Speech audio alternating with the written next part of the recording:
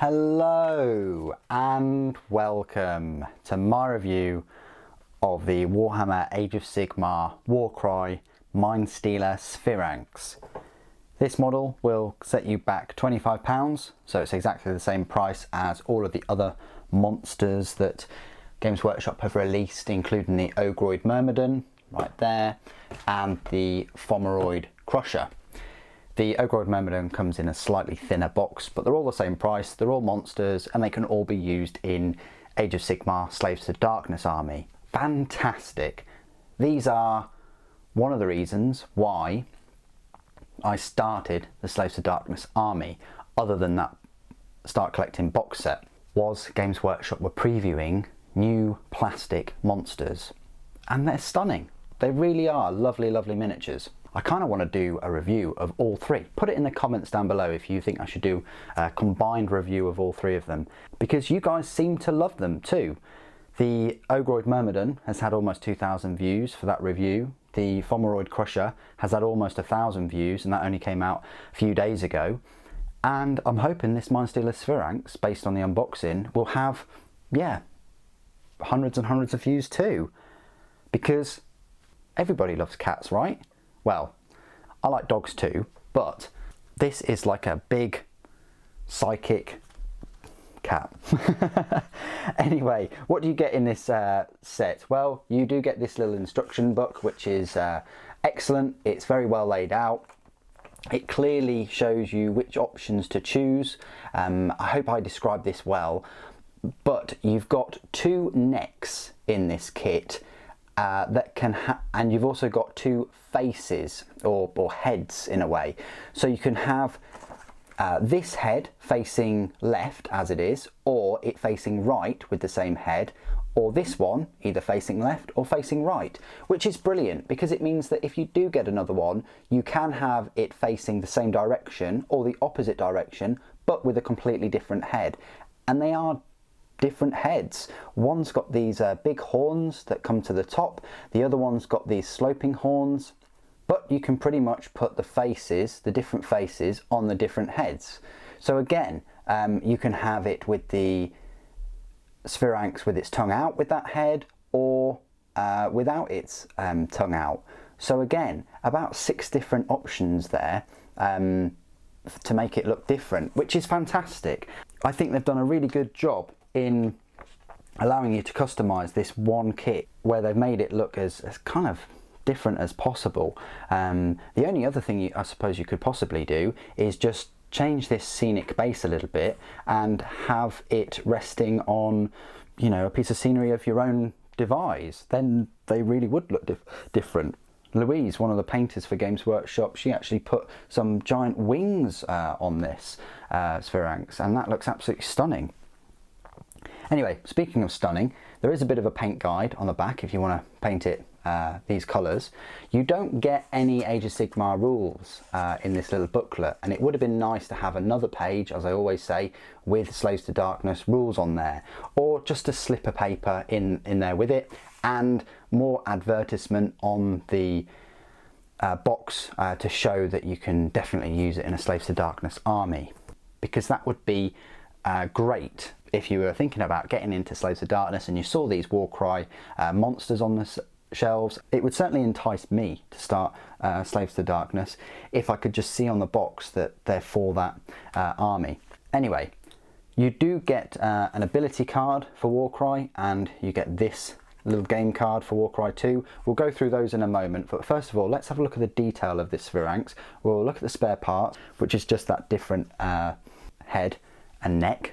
Then we'll do some size comparisons, and then finally we'll go through all of the rules. So let's have a look at this model up close and personal then. Absolutely beautiful model, loads of detail, especially on the scenic base with the runes and things. There's plenty of fur, armour plates for the legs, a little bit of a armoured plate there for the tail, plenty of fur, and a nice swishing tail. Everything attaches quite well too. There aren't many gaps and things. And then the horns are lovely, these sweeping kind of horns, and you've got its face. I've chosen the one with its tongue out, and it's got this third eye there, and these really high brows, and then it's got some locks. It's got some of its hair in locks there, and it's got this different chest plate, which is different to the other head if you're going to choose the different one.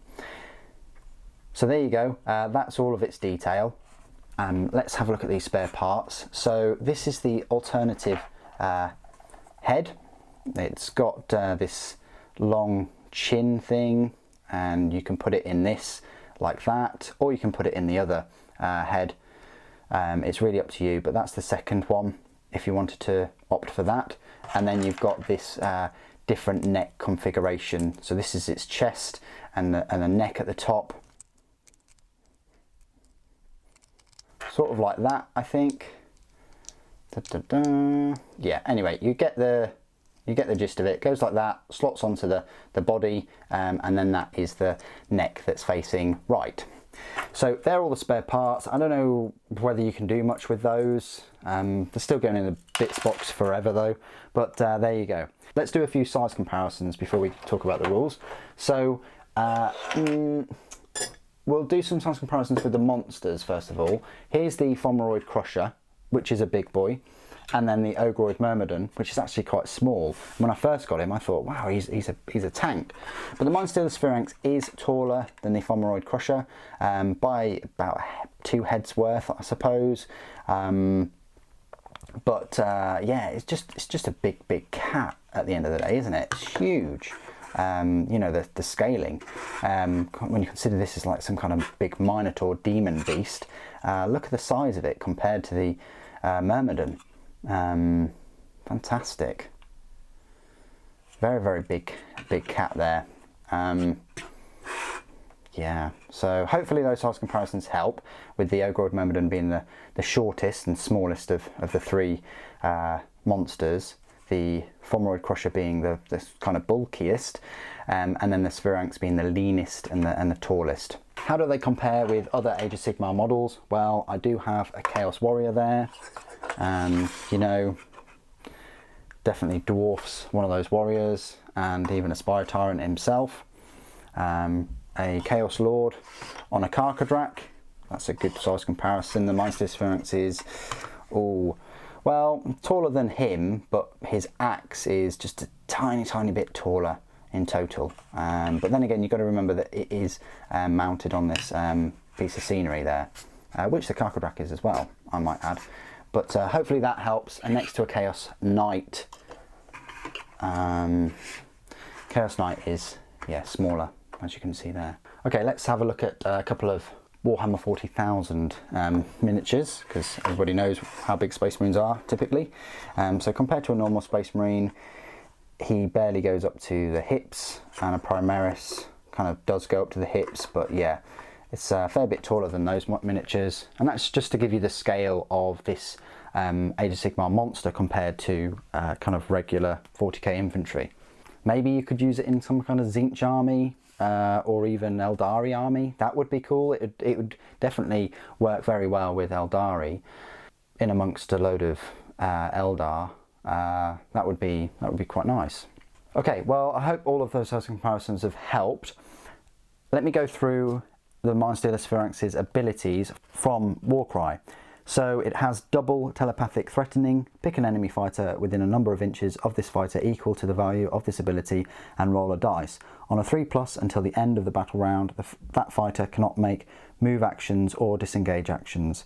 Triple dominate mind. Pick a visible enemy fighter within 6 inches of this fighter and roll a number of dice equal to the value of this ability.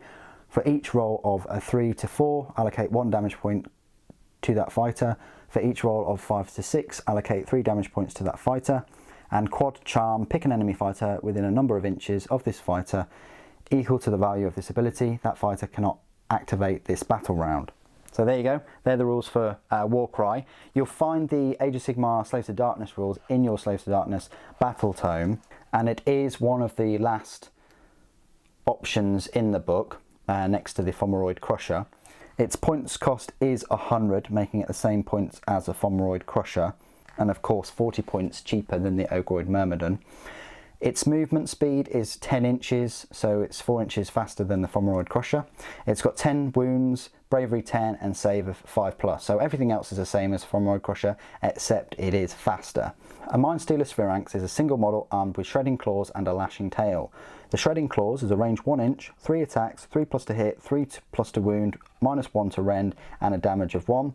Lashing tail is a range 1 inch, 2 attacks, 4+ to hit, 3+ to wound, rend nothing and damage 1. So those shredding claws, absolutely amazing. You get 3 attacks with those. Very easy to hit, very easy to wound. The only thing is they only do 1 damage though. So abilities: telepathic dread. Subtract 2 from the bravery characteristic of enemy units while they are within 12 inches of any friendly models with this ability. That's brilliant. 12 inches, a 12-inch bubble is pretty decent as well. And you've taken 2 off the bravery.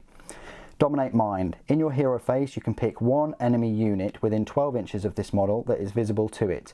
If you do so, both you and your opponent must secretly place a dice so that it shows any number, then reveal them.